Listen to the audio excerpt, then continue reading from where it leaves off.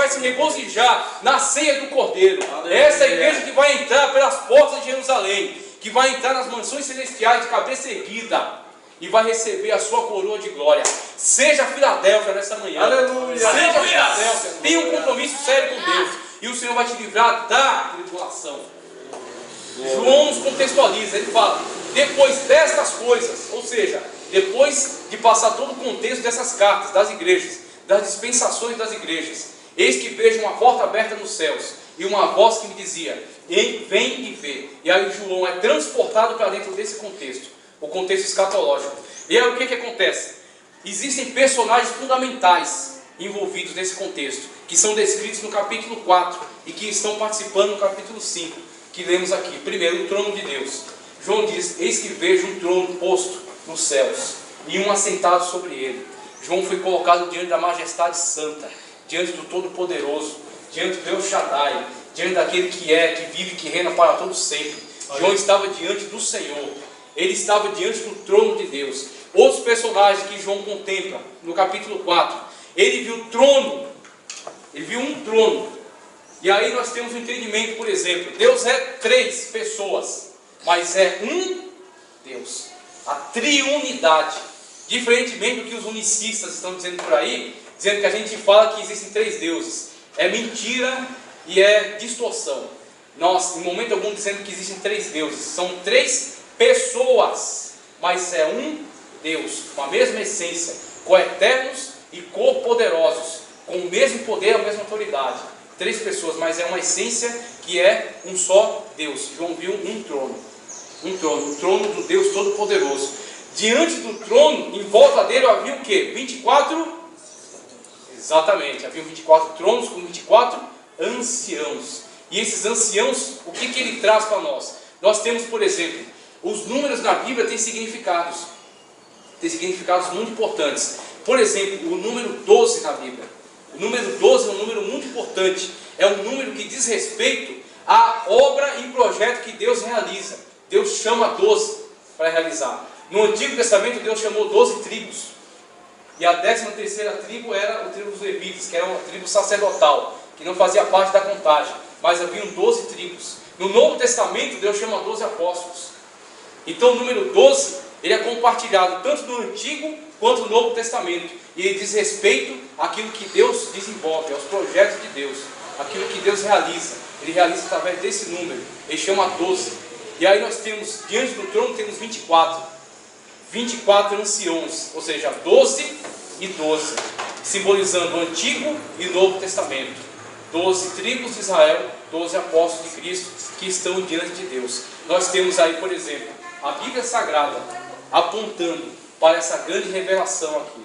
A Bíblia Sagrada está te mostrando hoje, te colocando dentro da realidade celeste. Ela está proporcionando a você ver o céu por dentro, através dessa revelação aqui. Os 12 do Antigo Testamento e os 12 do Novo Testamento, que apontam para o trono, que apontam para a majestade divina. Nós temos os 12 tronos, temos também os seres viventes, os 4 seres viventes.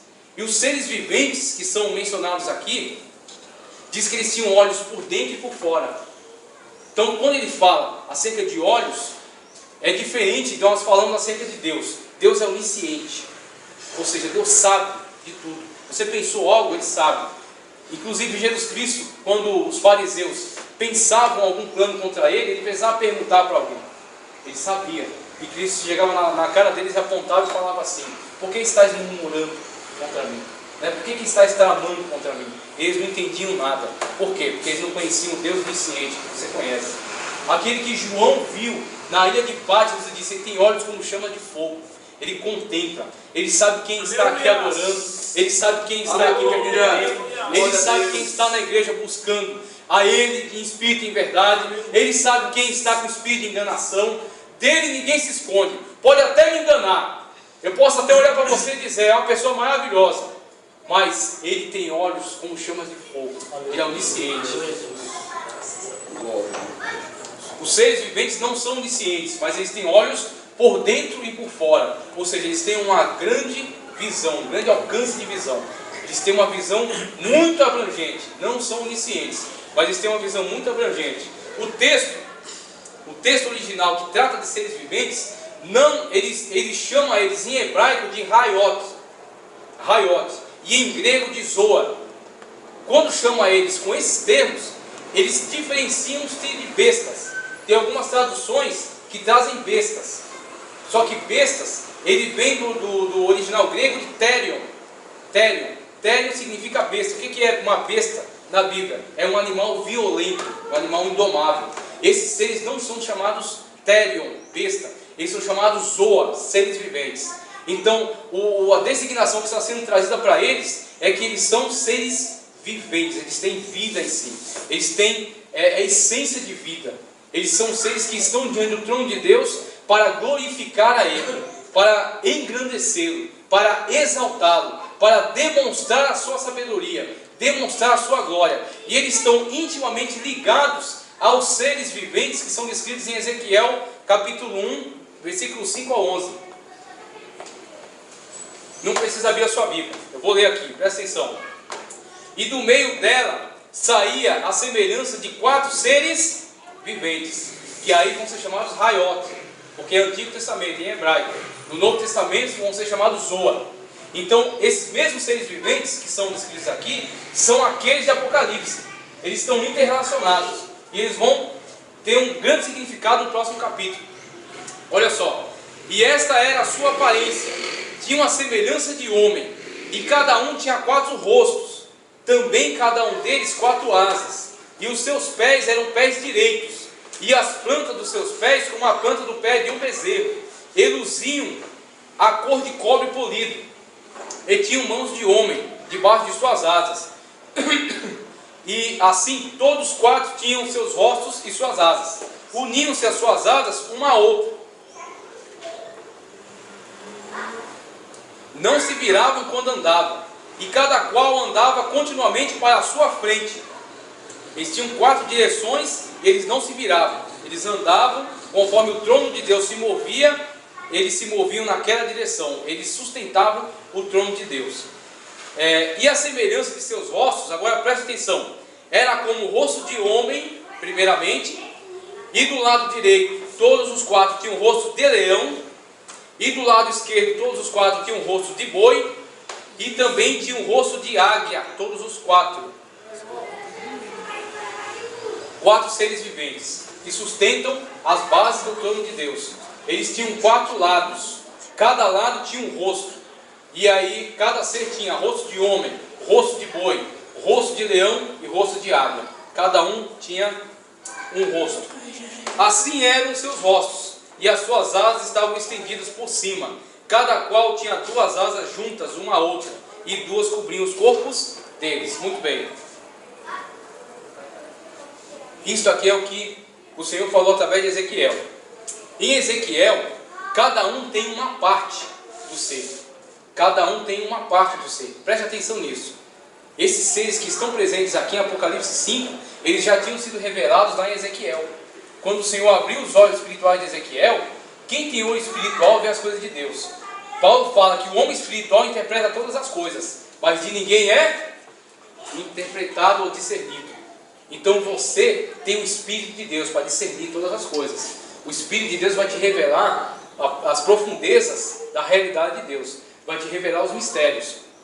Olha só, em Ezequiel eles já foram revelados, só que eles têm uma diferença.